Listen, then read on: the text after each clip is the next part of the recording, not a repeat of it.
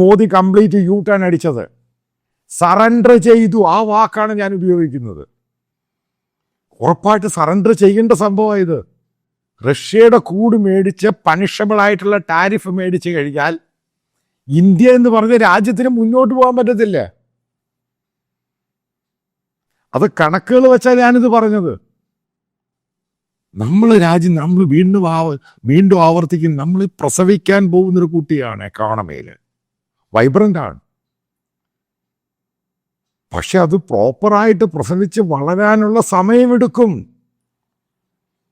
പെട്ടെന്നൊരു കുട്ടി 10 മാസം ഒരു മാസം കൊണ്ട് വളർന്നങ്ങ് പന്തലിക്കുക എന്ന് പറയും. ഇതാണ് നോൺസെൻസ് സ്റ്റേറ്റ്മെന്റുകൾ മുഴുവനും വന്നത്.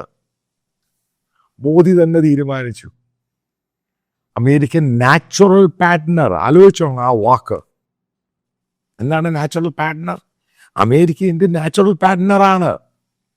അതിൻ്റെ പ്രധാനപ്പെട്ട കാരണം, നിങ്ങൾ ഒത്തിരി ഇന്ത്യക്കാരോട് ജോലി ചെയ്യുന്നുണ്ട്. ഇന്ത്യക്കാരുടെ വിസയെ ബാധിച്ചു. H1B വിസയെ ബാധിച്ചു. ഇന്ത്യക്കാരുടെ അമേരിക്കയിലുള്ള ലൈഫിനെ ബാധിച്ചു. ഏകദേശം 50 ലക്ഷത്തിലധികം പേരുണ്ട് H1B വിസക്കാർ ഇന്ത്യയിൽ.